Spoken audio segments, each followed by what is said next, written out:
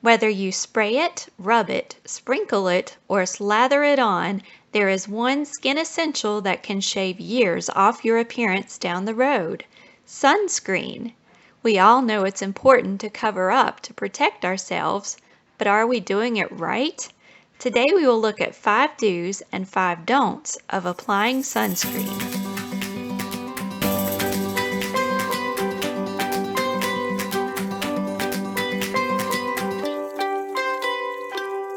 Number 1, do use enough and cover everything.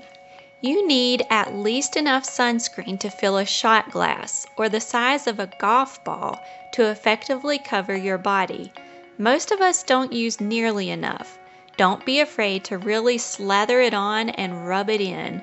Begin at one end of your body and work your way to the other end to keep from missing any areas. Number 2, do put it on in your buff. It's best to apply your sunscreen while completely undressed in front of a full-length mirror. Light clothing with a loose weave readily allows UV radiation to penetrate. Wet clothing is one of the worst offenders, so before you ever slip on your swimsuit, cover up in a broad-spectrum sunscreen. Number 3, do get an assistant. There is no way you can possibly completely cover your back with lotion or spray. If there is no one available to help, I recommend wearing a protective sun shirt designed to block UV radiation. Number 4, do reapply often. The chemical protection offered in broad-spectrum sunscreens begins to wear down as soon as you apply it. You should religiously reapply it to any exposed skin every couple of hours. If you are sweating profusely or go for a swim, towel off and reapply even if it has been less than the time stated on the package. Number 5, do apply ahead of time. Allow your sunscreen to soak in for at least 15 minutes before exposing yourself to the sun. If you wait until you reach your sunny destination, you will have already begun UV exposure and will be perspiring before you ever have a chance to protect your skin. Now for the don'ts. Number 1, don't rely on cosmetics and insect repellents with sunscreen for enough protection. Even if they are water resistant and have a high SPF factor, cosmetics and insect repellents are used sparingly and not applied often enough during the day to provide effective continuous protection. It's best to pair them with a dedicated sunscreen, which can be reapplied several times during the day.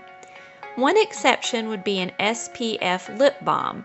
Just remember to reapply it every couple of hours and any time you eat, drink, or wipe your lips.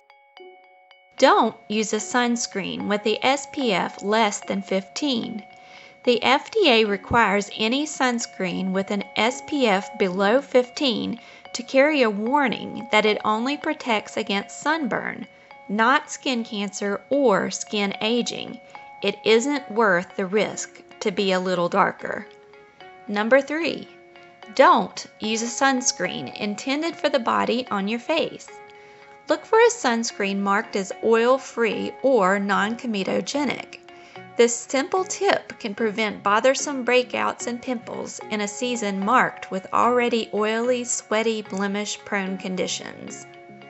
Number 4, don't use citrus essential oils or absolutes before sun exposure. These contain powerful sensitizers, which greatly increase the chance of getting a severe burn. Check your essential oil supplier before using any essential oil when you will be exposed to sun.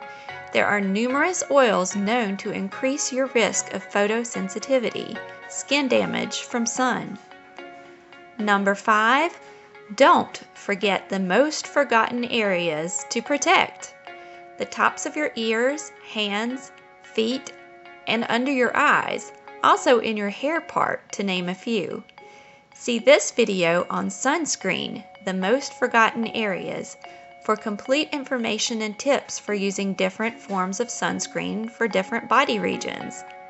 Now it's your turn. If you have any additional do's or don'ts for applying sunscreen, please comment below. We would love to discuss it. This has been Laura with Naturally Gracious. Here's wishing you the best skin possible.